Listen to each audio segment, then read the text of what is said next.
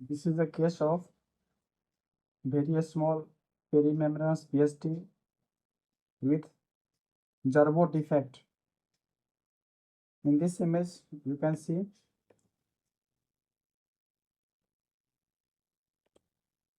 this is left atrium, right ventricle. This is aorta, and this is pulmonary valve and pulmonary artery. What you see in this image, very small pulmonary VSD, intermediately coming, and then that is coming into right atrium. So this type of Gerbode defect is called indirect Gerbode defect. Gerbode defect is communication between left ventricle and right atrium. If that is direct, that means defect in atrioventricular septum.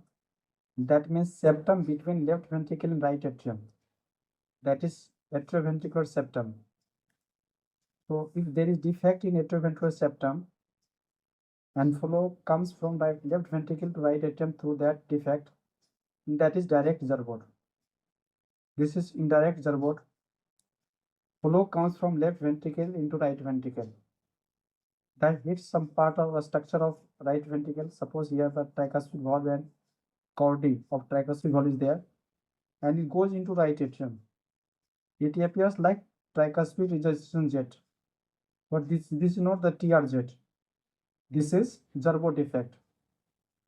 That is the point, how to differentiate between TR jet and Gerbode defect. If blood comes from left ventricle, that directly goes after hitting some structure and getting reflected from there into right atrium, that is indirect Gerbode. This is indirect Gerbode case. Next image, you can see this is very small perimembranous VSD. This is the very small perimembranous VSD. So blood goes from left ventricle to right ventricle.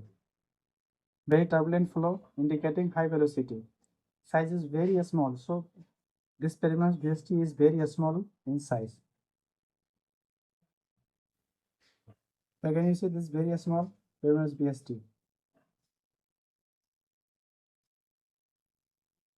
Normal parastern long axis view is not giving you the location of VSD. If you just move the probe slightly towards right ventricle inflow part, that is, probe should be angulated slightly towards right iliac fossa. So in parastern long axis view, probe is aligned towards right shoulder. So you can angulate either between right iliac towards right iliac fossa to left shoulder. So if you just move it slightly towards right iliac fossa, or you can say slightly downwards caudally, then you will get this kind of VSD, that is perimembranous VSD.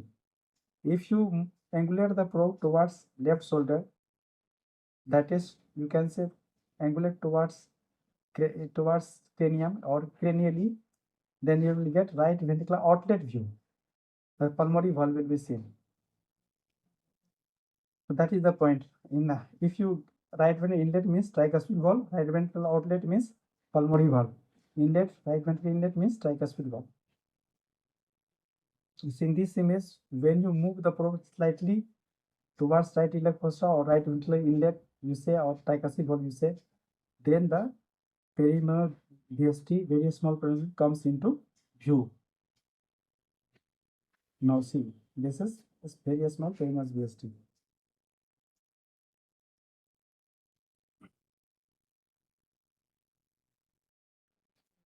Now see this VSD, blood comes from left ventricle into right ventricle and gets reflected. Reflected means it is hitting some structure and moving towards right atrium. You can see that this type of TR looking jet is indirect Gerbode defect. So in this case, even if you take velocity across, velocity along this regurgitation jet like looking image, the Gerbode defect, you will get high velocity, but that will not indicate indicate pulmonary artery hypertension, because that is Gerbode defect. So you have to make sure whether this is real tricuspid jet or Gerbode defect. If it is Gerbode defect, then it is not the case of raised pulmonary artery pressure or raised right ventricular systolic pressure. If it is TRZ, if velocity is increased, that means more than 4 meter per second, that means RVSP has raised so much, or you say severe pulmonary artery hypertension in that case. Again, same thing, very small perimus VSD, VSD, VSD. If you see this, what is here? What you see? If you see this left ventricle is quite circle in shape. So if left ventricle makes circle, remains circle throughout the cardiac cycle, that means no significant raised right ventricular systolic pressure. That means no significant pulmonary artery hypertension. So even if you see Gerbode defect, if left ventricle makes circle shaped or O shaped, you say, it indicating that no significant pulmonary artery hypertension. So that is Gerbode defect. If it has been TRZ, then circle shape would not be maintained. In place of circle shape, D shape will appear if it had been TRZ and severe pulmonary artery hypertension. So this is the case of Gerbode defect. Though this is circle shape,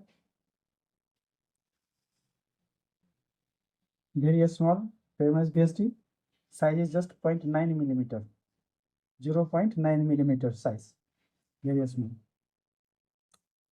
So two types of Gerbode defect, one is direct, second is indirect. This case is indirect Gerbode defect along with very small size famous VSD. That is the point to learn. So if you find Gerbode defect, you have to note whether it is TR or Gerbode defect. If there is TR, severe PS, severe velocity across TR is very high, more than 4 meter per second, severe pulmonary artery hypertension. If it is Gerbode defect, I'll be making D-shaped circular shape structure throughout cardiac cycle. That means RVSP is not raised, no significant pulmonary hypertension. That is Gerbode defect. You have to wait for Gerbode defect. In this case, when the VST will close, Gerbode defect will itself close, because the Gerbode defect is indirect one. Blood is coming from left ventricle, right ventricle, then from right ventricle to right atrium. So this is indirect Gerbode defect. Thank you.